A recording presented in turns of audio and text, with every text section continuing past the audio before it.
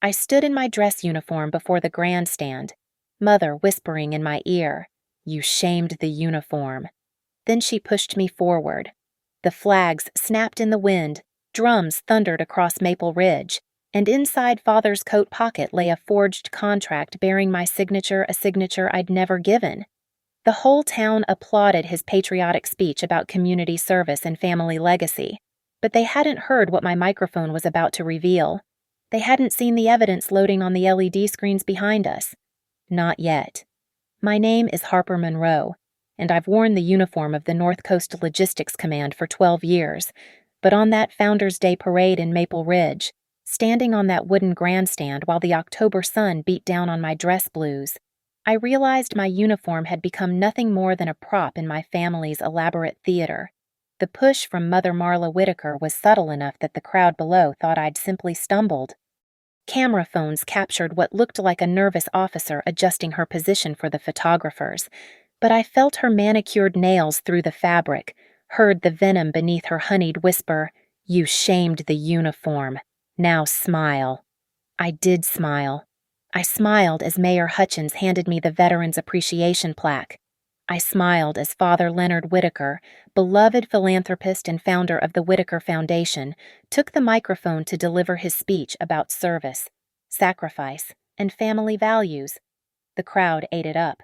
They always did. Our daughter Harper, Father's voice boomed across the square, represents the best of Maple Ridge. Her service to our nation mirrors our foundation's service to this community. Behind him, a 20-foot banner unfurled showing my official military portrait superimposed over the Whitaker Foundation logo, a portrait I'd never authorized them to use. My phone vibrated in my pocket. Against protocol to check it while in formation, but something made me glance down. An anonymous text glowed on the screen. "Check the home restoration escrow account. Your name is on documents you never signed." The high school marching band launched into Stars and Stripes Forever. Confetti cannons erupted. Children waved miniature flags.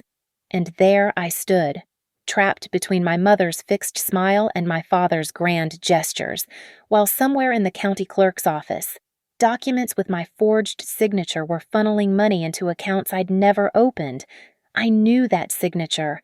I'd seen it before on a permission slip in high school when I'd refused to attend a foundation gala, on a lease agreement for an apartment I'd never rented during college.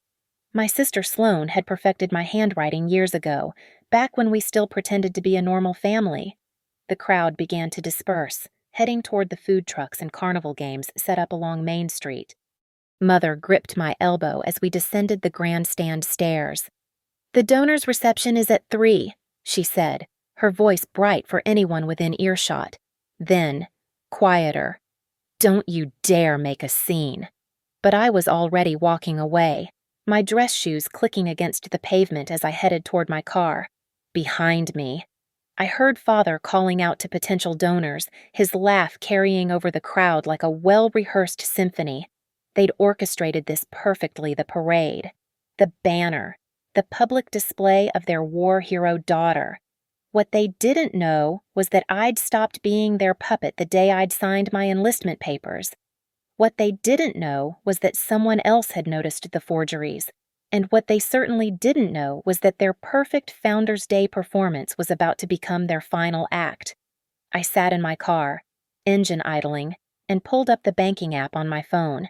The home restoration escrow account existed, all right. Opened 2 months ago with my social security number, my military ID number, and a signature that looked exactly like mine but wasn't.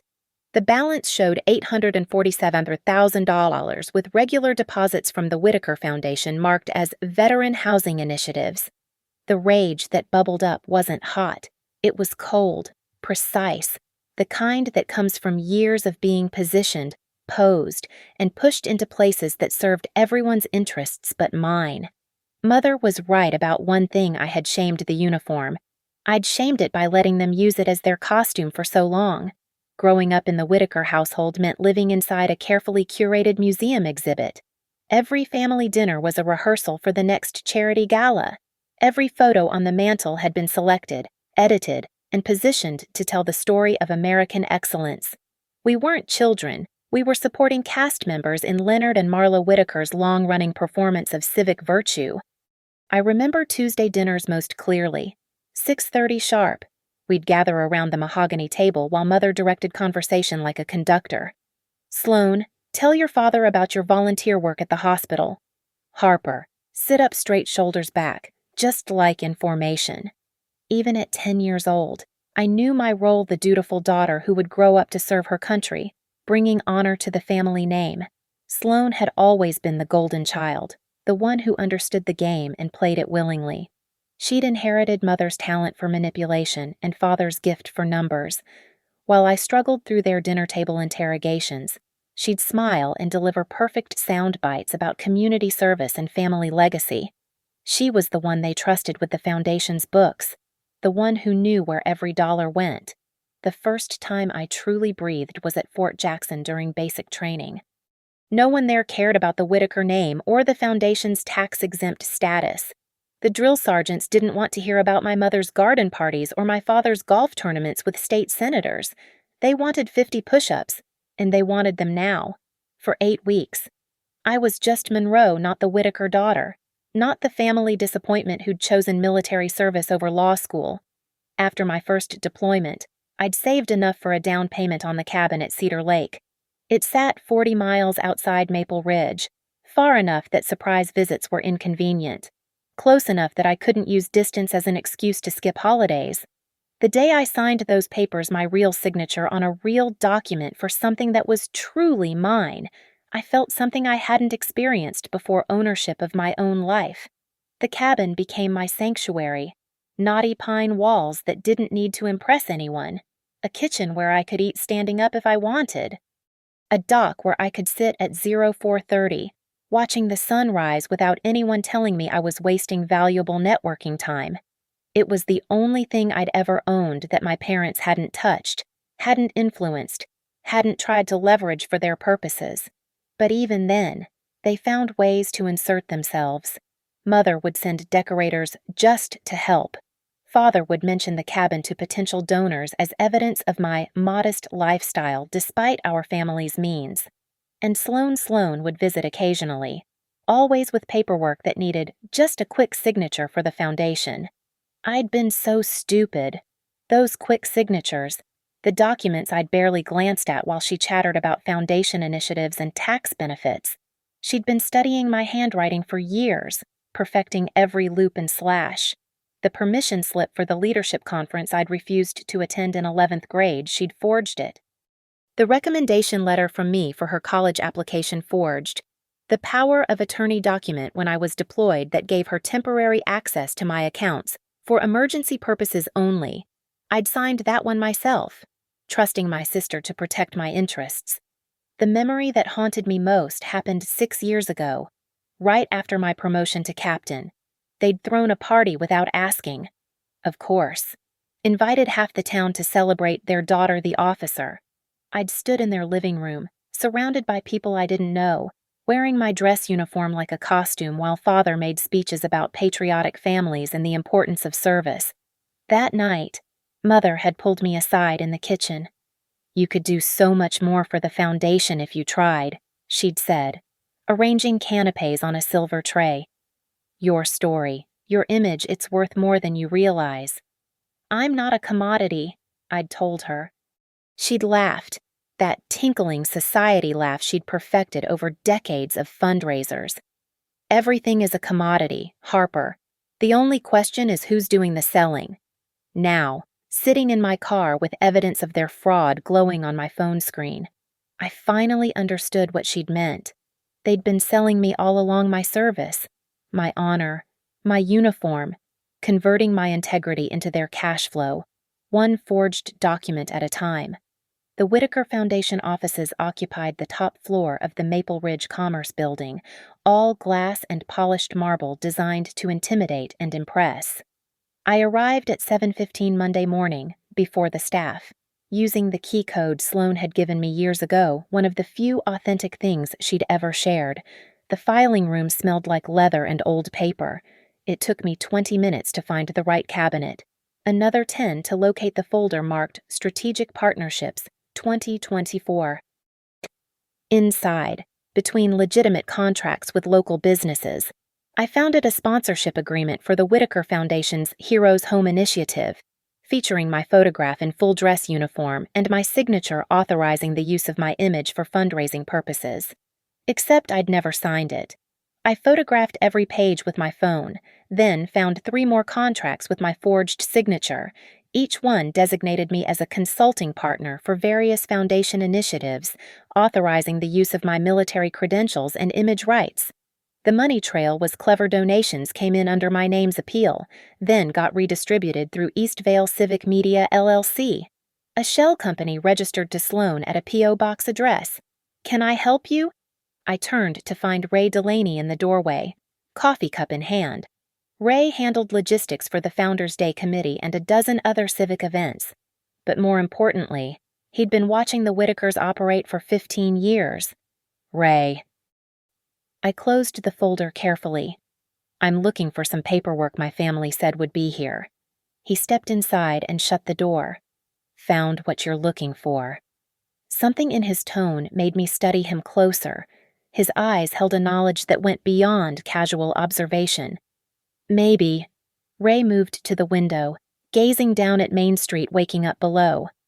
Your father's giving another speech at the Rotary lunch today. Philanthropy and patriotism. He's been workshopping that one for weeks. He turned back to me. Funny thing about all those speeches, the numbers never quite add up. Donations go in, but the community projects... He shrugged. Well, they tend to stay in the planning phase. Why are you telling me this? He reached into his jacket and pulled out a flash drive. Because someone needs to know. This has drafts of every speech your father's given in the last 3 years, plus the Foundation's internal communications about fund allocation. The metadata's particularly interesting shows who really creates these documents and when. I took the drive, its weight feeling heavier than its size warranted. This could destroy you if they found out. I'm retiring in 6 months, moving to Florida to help my daughter with her kids. Ray smiled sadly. But I've watched your parents turn this town's generosity into their personal ATM for too long. And using your service, that's a bridge too far. My phone buzzed. Another unknown number. Federal Property Crimes Directorate. Don't make any moves yet. Agent will contact within 48 hours. Federal Property Crimes Directorate. I'd never heard of it, but federal involvement meant someone else had noticed the interstate fraud elements. The Foundation operated across state lines, accepting donations from multiple jurisdictions. There's more, Ray said, moving to another filing cabinet. The November Veterans Fundraiser, they're planning something big. Already printed programs with your photo, advertising a special announcement from Captain Harper Monroe. Did you agree to speak no? The familiar anger rose again. I didn't. They've pre-sold tables at $5,000 each based on your appearance. Check this out. He handed me a glossy brochure. My military portrait dominated the cover. Underneath the words, Serving Those Who Served a Legacy of Honor. Inside, the brochure detailed the home restoration escrow program, using my name and service record as validation. According to the text, I was personally overseeing the distribution of funds to help veterans secure housing. The last page featured a photo from my deployment in Afghanistan, stolen from my personal social media, showing me with local children at a school we'd helped rebuild. They're invoicing contractors for work that hasn't been done, Ray continued, billing supplies that were never delivered, and every invoice references your approval, your signature. I checked my phone again. 8:43. At 9, the Foundation office would fill with staff. At noon, Father would deliver his Rotary speech, and somewhere out there, a federal agent was building a case that might finally expose the truth. Ray, can you get me access to the November fundraiser's technical setup, the screens, the audio system? He studied me for a long moment, then nodded. I run all the AV for city events. What are you planning? Nothing yet, just insurance. But I was planning something. As I left the building with Ray's flash drive and photos of forged documents, I knew exactly what needed to happen. They'd pushed me onto that grandstand, used my uniform as their costume, turned my service into their commodity. Time to show them what real service looked like, service to the truth. The first hit piece appeared in the Maple Ridge Gazette 3 days later. Why local war hero questions family's generosity ran beneath a photo of me from the parade, captured mid-stumble after mother's push. The article, bylined to a freelance writer I'd never heard of, painted me as an ungrateful daughter who'd abandoned her family's philanthropic mission for the easier path of military service. By noon, the story had been picked up by 2 regional blogs and shared across the Whitaker Foundation's social media channels with concerned comments from mother's friends. "So disappointed to hear Harper is struggling," wrote Mrs. Davidson from the country club. "Perhaps the stress of service has taken its toll." The second blow came that evening. I'd stopped at Murphy's Grocery when Reverend Carlyle cornered me by the produce section. His face wore that practiced expression of pastoral concern that meant he'd been coached. "Harper, dear," he said, loud enough for other shoppers to hear. "Your mother asked me to include your family in this Sunday's prayers. She's so worried about you." He placed a heavy hand on my shoulder. "The congregation will pray for healing in your family, for the restoration of trust and gratitude."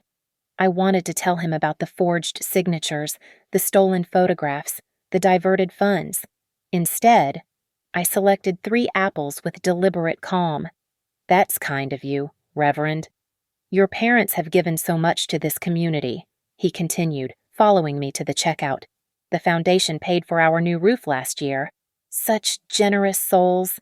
Such generous souls who'd likely used my forged approval to authorize that payment," I thought, but kept my smile fixed. The real assault came Friday morning. I woke to find an orange notice taped to my cabin door, "Property transfer pending." According to the attached documentation, I'd given verbal authorization to transfer ownership to the Whitaker Foundation for charitable development purposes. The paperwork cited a recorded phone conversation I'd never had, witnessed by a notary whose signature I couldn't verify. My hands shook as I called the county clerk's office. The woman who answered sounded apologetic but firm. "The transfer was filed yesterday at 4:45. Ms. Monroe, with all proper documentation. If you wish to dispute it, you'll need to appear at a hearing. But those are scheduled 6 weeks out." 6 weeks. By then, the November fundraiser would be over, and who knew how much more damage they'd have done? The bank was worse. When I arrived to check on my accounts, the manager, Tom Brennan, who'd gone to high school with Sloan, met me with papers already printed. "There's been a dispute filed," he said, not meeting my eyes. "The Whitaker Foundation claims you've been improperly accessing funds from their Heroes Home initiative. We have to freeze your accounts pending investigation." "Those are my personal accounts," I said, fighting to keep my voice level. "I understand, but with your signature on the foundation documents, those signatures are forged." Tom shifted uncomfortably. "That's a serious accusation. Harper, your family, my family is framing me." He pushed the papers across his desk. "The freeze is temporary. Once the investigation clears, everything will be released. In the meantime," he cleared his throat, "your father asked me to let you know they're having a family dinner tomorrow at 6 to discuss resolution. The invitation to dinner to surrender wrapped in financial strangulation." I drove home to find my parents' BMW in my driveway. Both of them posed on my porch like a greeting card. Mother wore her charity luncheon Chanel. Father had his foundation blazer on, the one with the eagle pin that matched mine but wasn't earned. "Harper." Mother's voice carried that disappointed teacher tone. "We need to talk. Get off my property." "It's not technically your property anymore," Father said mildly. "Not until this confusion is resolved." I stayed by my car, keys gripped between my fingers. "There's no confusion. You forged my signature. You stole my image. You're using my service record to commit fraud." Such ugly words. Mother descended the porch steps with practiced grace. "We've only ever tried to help you, Harper, to give your service meaning beyond just following orders. My service has meaning." "Of course it does." She stopped just out of reach, close enough that I could smell her signature perfume. But think how much more meaningful it could be when properly leveraged. The foundation has helped so many veterans. The foundation has helped no one but you. Father joined her, forming a united front. The dinner tomorrow isn't a request. Harper, the donors, the community leaders, they'll all be there. You can attend as our daughter, or we can explain your absence as a mental health crisis. Your choice. They left me standing in my own driveway, watching their BMW disappear down the lake road. Inside my cabin that might not be mine in 6 weeks, I found they'd left a gift on my kitchen table, a framed photo from that Founders Day parade, showing me stumbling forward after Mother's push. Someone had edited it to look like I was saluting, added a soft filter to hide my shocked expression. Beneath it, a note in Mother's handwriting.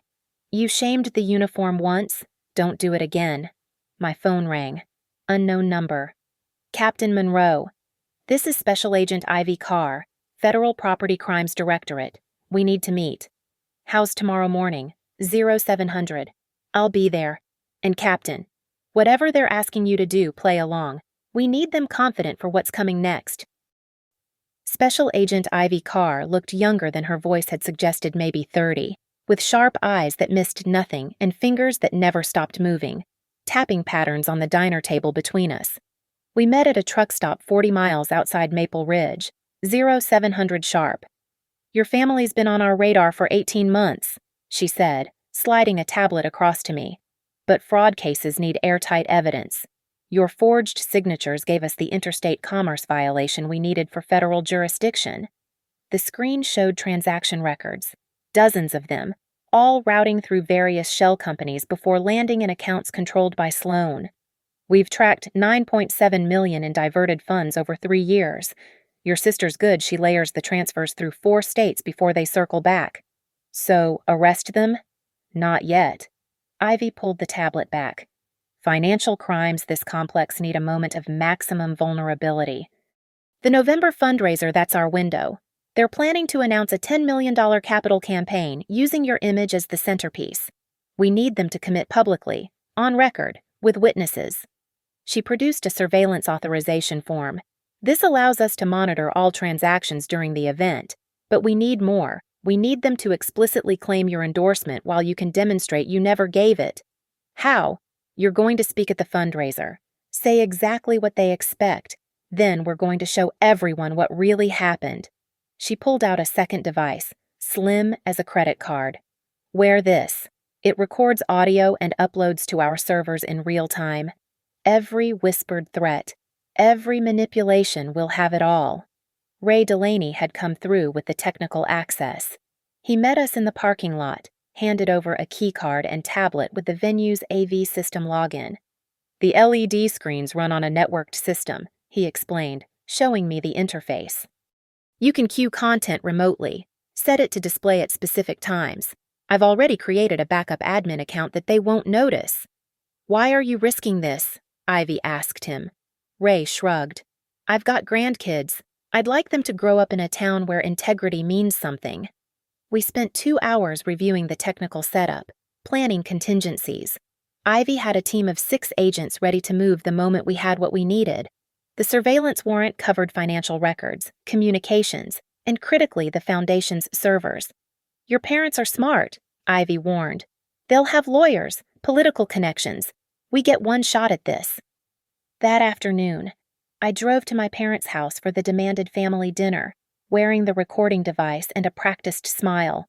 The dining room was set for a formal meal, the good china, the silver that had been my grandmother's, the crystal glasses that sang when you flicked them. Sloan was already there, seated at Father's right hand, fingers dancing over her phone screen. She looked up when I entered, smiled that sharp smile that had always meant trouble. Harper, so glad you could make it. Wouldn't miss it, I said, taking my assigned seat the child's place. Despite my 32 years and military rank, Mother swept in carrying a roast that I knew she hadn't cooked that was Rosario's work. Their housekeeper who'd been invisible at every family function for 15 years. Father followed, wine bottle in hand, playing the gracious patriarch. Now then, he began after the performance of grace. Let's discuss your future. My future's fine. Is it? Sloane cut her meat with surgical precision. Frozen bank accounts, pending property transfer, community reputation in question. That doesn't sound fine. Temporary inconveniences? Mother's laugh tinkled like breaking glass. Harper, dear, you still don't understand how this works. We own this town's narrative, the foundation, the churches, the business community. They all trust us. Who will they believe, the family that's given millions to charity, or the bitter daughter who abandoned her roots? I served my country. You ran away, Father corrected, but we found a way to make even that useful.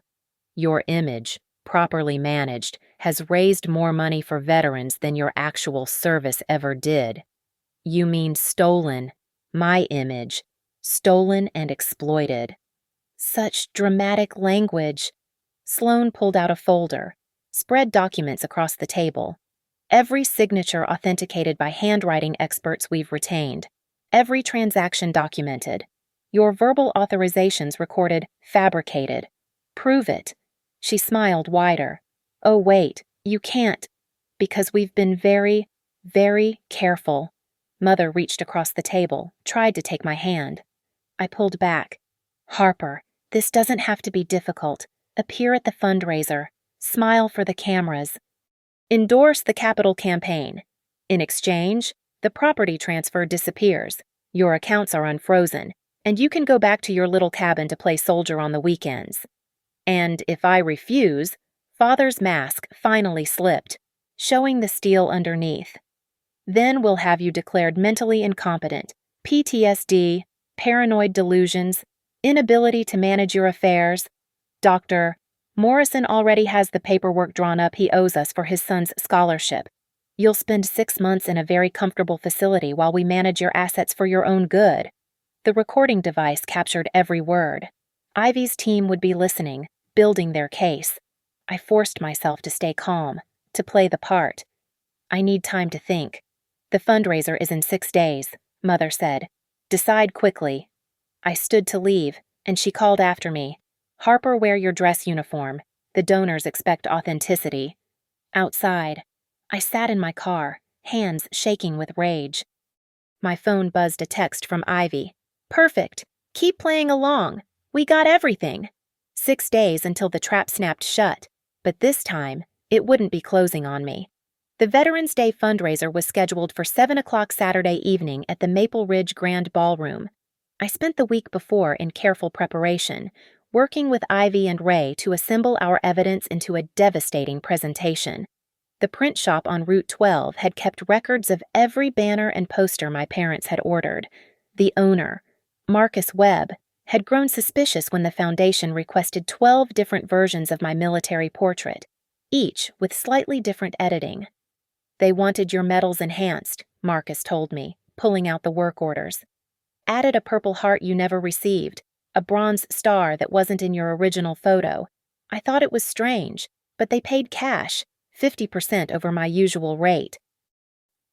The metadata on those edited photos led back to Sloane's computer, timestamp showing she'd worked on them at 3:45 in the morning, hours when she thought no one would notice her digital footprints. Ivy's team had subpoenaed the foundation's email servers. What they found was a masterclass in manipulation. Emails between my parents discussing how to maximize Harper's utility and leverage military sympathy for donor engagement. Sloane's messages to contractors, signing my name to authorizations for work never performed, supplies never delivered. But the crown jewel came from Ray's audio recordings of Father's speech rehearsals. He'd been recording them for months, standard practice to help Father refine his delivery. In one session from October 10th, Father's voice rang clear. We'll push Harper forward after my introduction, make it look spontaneous, like she's overcome with emotion about the veteran housing project. Marla, you'll need to whisper something to trigger her reaction. The cameras will eat it up. Mother's response. I'll tell her she's shaming the uniform. That always works. Thursday night.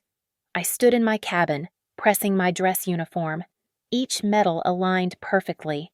Each ribbon precisely placed. Not the enhanced version my family had created, but the real ones earned in Afghanistan, in supply chains that saved lives, in logistics operations that kept soldiers fed and equipped. My phone rang. Sloan. "Just checking you're ready for Saturday," she said, fake sweetness coating her words. "The donors are expecting quite a show." "I'll give them one." "Good. Oh, and Harper, I've arranged for a photographer from the State Tribune. Whatever you're thinking about doing, remember that your face will be on the front page either way. You can be the hero daughter or the family disgrace.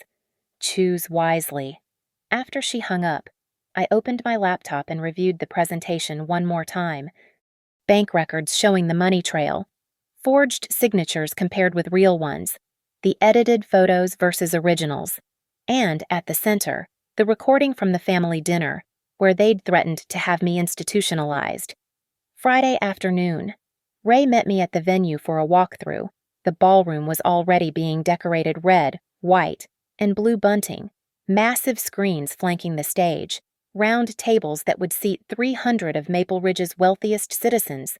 "I've set up a dual feed," Ray explained, showing me the control booth. "Whatever they have planned will run on the main system, but with one click, I can override it from my tablet. The content you prepared is already loaded on a backup server." "What if they catch you?" Ray laughed. "I'm the AV guy. I'm invisible to people like your parents. They won't even know I'm here." We tested the system twice, making sure the override would work seamlessly. The LED screens could display documents at resolution clear enough to read from the back of the ballroom. The audio system would carry whispers captured by the recording device. That evening, I found a box on my doorstep. Inside, a garment bag containing a dress uniform but not mine. This one had the fake medals, the enhanced ribbons, colonel's insignia instead of my actual captain's rank. A note from Mother, "Wear this. The real one isn't impressive enough." I photographed everything, sent it to Ivy. Her response was immediate. "Perfect. Wear your actual uniform. Let them explain the discrepancy."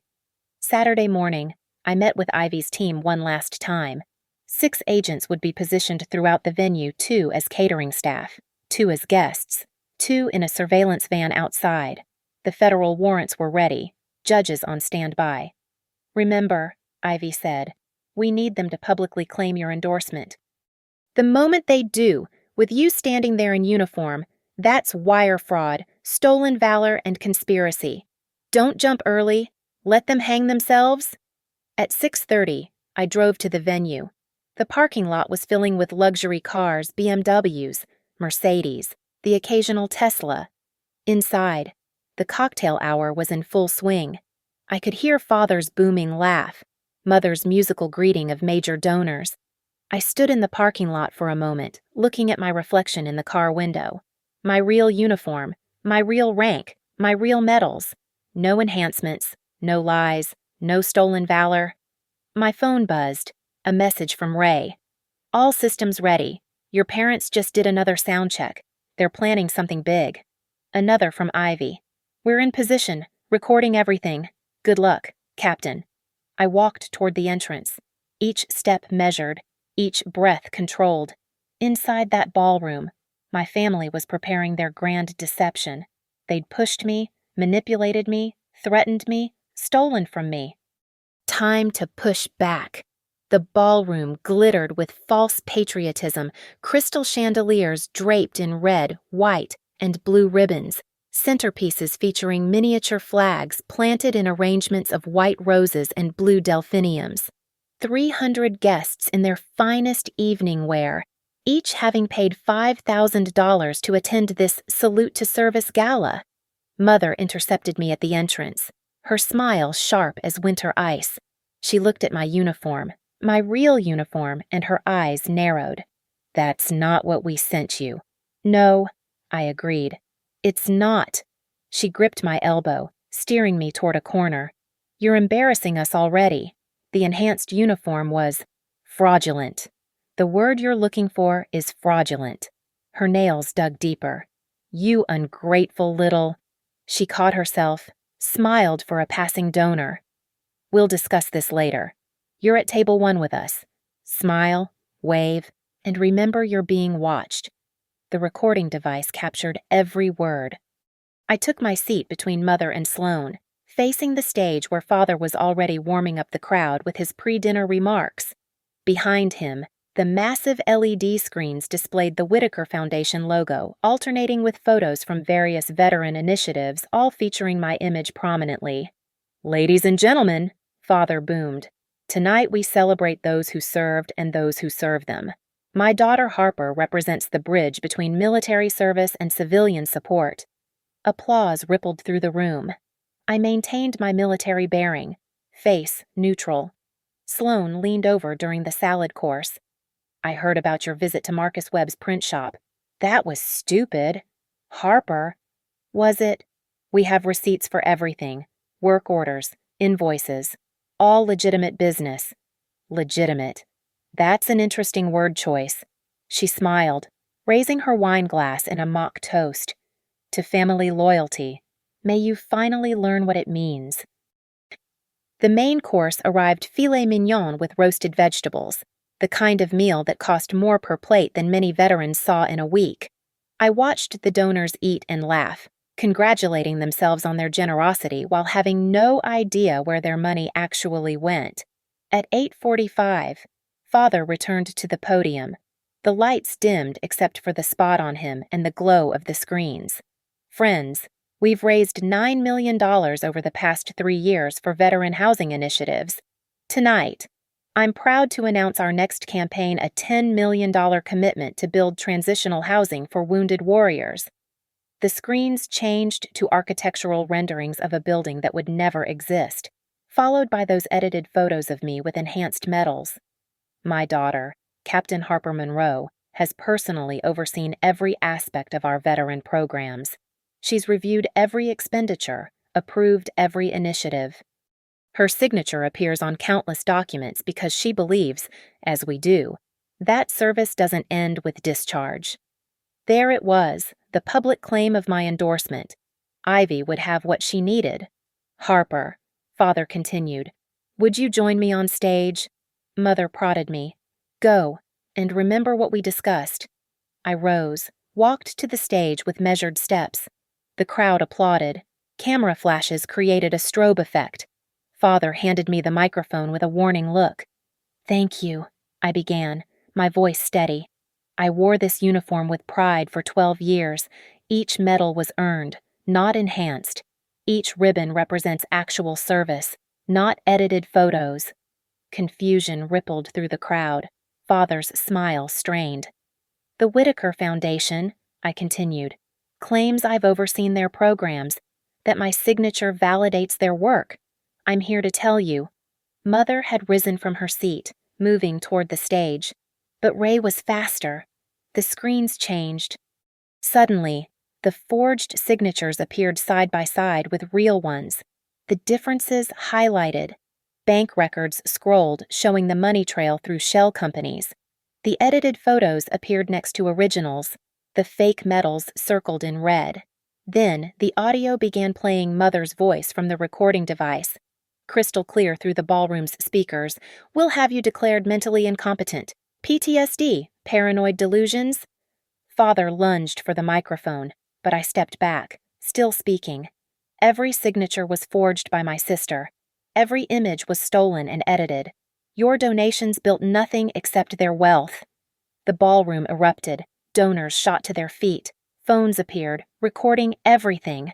Mother had reached the stage, grabbing for me, hissing, "You're shaming us all."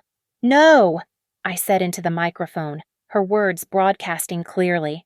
"I'm honoring the uniform by telling the truth." The screens now showed the email threads. Father's own words about maximizing Harper's utility displayed in 40-point font.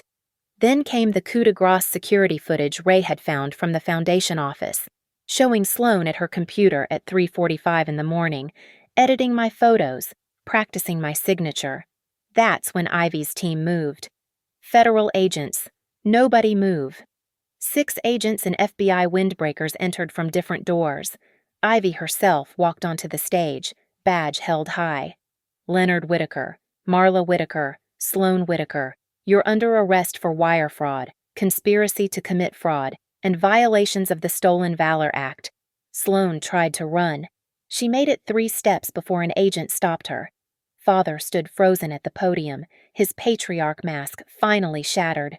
Mother looked at me with pure hatred. "You destroyed us!" she spat as they cuffed her. "Your own family." "No," I replied, setting down the microphone. "You destroyed yourselves." "I just refused to be your prop any longer." As they led my family out, the ballroom remained in stunned silence. 300 of Maple Ridge's elite, witnessing the complete collapse of the Whitaker dynasty. The screens still cycled through evidence, each image another nail in the coffin of their reputation. Ray appeared at my elbow. "The local news just picked it up. The footage is already going viral." I looked out at the crowd, some angry about their lost donations, others shocked at the deception, a few nodding with grim satisfaction as if they'd suspected all along. "The uniform isn't a costume," I said, my voice carrying even without the microphone. "It's not a prop for profit or a tool for manipulation. It represents service, sacrifice, and above all, integrity." I walked off that stage for the last time, my real medals catching the light, my duty finally done. The federal agents were efficient, methodical. Within minutes, they'd secured the ballroom, designating it a crime scene. Witnesses were asked to remain while they took initial statements. The LED screens had been frozen on a particularly damning email where Father discussed leveraging Harper's military image for maximum emotional impact. Ivy approached me near the exit, her young face showing the satisfaction of a case well closed. "The warrants for asset seizure just came through. Every account, every property purchased with stolen funds, all frozen pending investigation. My cabin, clean, purchased before their scheme started. It's yours, free and clear." She handed me a document. "This is the emergency reversal of that fraudulent transfer attempt, signed by a federal judge 10 minutes ago." Through the ballroom windows, I could see the parking lot filling with news vans. Someone had called the State Tribune, the Washington outlets, even a national cable network. The Whitaker name would be synonymous with fraud by morning. Sloan was the last to be let out, still in her evening gown and handcuffs. She stopped near me, the agents allowing one final moment. "You could have just played along," she said. "We all could have been rich." "I already was rich," I told her. "I had integrity." She laughed, bitter and broken. "Integrity doesn't pay bills. Neither does federal prison." As they loaded her into the waiting vehicle, Mother's voice carried across the parking lot not the cultured tones she'd perfected, but something raw and desperate. Harper, you have to help us. We're your family." I turned away. Ray found me standing by my car, holding a USB drive. "The complete footage," he said. "Every angle, every word, in case you need it for the trial." "There won't be much of a trial. Ivy says they're already negotiating plea deals through their lawyers." "Good." He paused, then added, "For what it's worth. You did the right thing." This town needed to see who they really were. The crowd began filtering out of the ballroom, giving me a wide berth. Some looked at me with respect, others with uncertainty, as if I might expose their secrets next. Mrs. Davidson from the country club actually applauded as she passed, whispering. About time someone stood up to them. By 10:30, the ballroom was empty except for federal agents cataloging evidence. I stood on that stage one last time, looking out at the abandoned tables, the patriotic decorations now seeming garish under the harsh investigative lights. This was where Mother had pushed me during that first parade, where she'd whispered that I'd shamed the uniform. She'd been wrong then, and she'd been wrong tonight. The only shame was in staying silent, in letting them use service and sacrifice as camouflage for their greed. My phone rang a number I didn't recognize. "Captain Monroe, this is Colonel Richardson from North Coast Logistics Command. I just saw the news. I want you to know the entire command stands behind you. What they did using your service, your uniform that's unconscionable." "Thank you, sir. There's more. We're recommending you for a commendation. Moral courage in the face of personal adversity. It's rare to see someone sacrifice family comfort for principle. After the call, I drove back to my cabin at Cedar Lake. The November air was crisp, carrying the scent of pine and wood smoke. Inside, everything remained exactly as I'd left it, my sanctuary, my one true possession that my family hadn't managed to corrupt. I sat on my dock despite the cold, watching the moon's reflection fracture across the water. My phone buzzed with messages, fellow veterans offering support, journalists requesting interviews, even a few tentative apologies from foundation donors who'd been deceived. I ignored them all. At midnight, a text from Ivy arrived. Final tally 11.3 million recovered so far. It'll be redistributed to legitimate veteran organizations. Your testimony made it possible. 11.3 million that would finally, actually help veterans instead of lining my family's pockets. I pulled out the recording device, the tiny thing that had captured my mother's final manipulation. Her words echoed in the night air. You shamed the uniform. For years, those words had been her weapon, designed to make me comply, to make me small, to make me useful. But uniforms aren't shamed by truth. They're honored by it. I stood, walked back to my cabin, and hung my dress uniform in the closet with care. Tomorrow, there would be trials to prepare for, testimonies to give, a town's trust to slowly rebuild. But tonight, for the first time in my life, I was completely free of the Whitaker performance. The last message on my phone was from an unknown number, but the words were definitely Sloane's. You destroyed everything we built. I typed back, no. I revealed everything you stole. Then I deleted her number, closed my door against the night, and finally felt the weight of those false medals lift from my shoulders. They had used my uniform as a costume for their crime. They had used my service as a signature for their schemes. They had pushed me onto stages and into photographs, whispered their poison and made their threats. But in the end, I'd done what soldiers do. I'd completed my mission.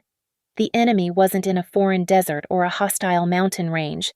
The enemy was at my own dinner table, wearing familiar faces and speaking in honeyed tones about family loyalty. You shamed the uniform, Mother had said. No, I said to my empty cabin, to the lake, to the uniform hanging in my closet. You tried to make the uniform a lie. I just told the truth. The flags were still flying over Maple Ridge. The drums would still sound at next year's Founders' Day parade. But the Whitaker Foundation was finished, and my family's reign over this town had ended with handcuffs and headlines. They'd pushed me that day on the grandstand. Tonight, I'd pushed back, and the uniform, my real uniform with its real medals and genuine honor, remained unshamed. Thank you for listening to my story. I'd love to know where you're listening from. Drop a comment and let's connect. If this story resonated with you, please subscribe to the channel and share your thoughts below. Your experiences and reactions mean everything to me.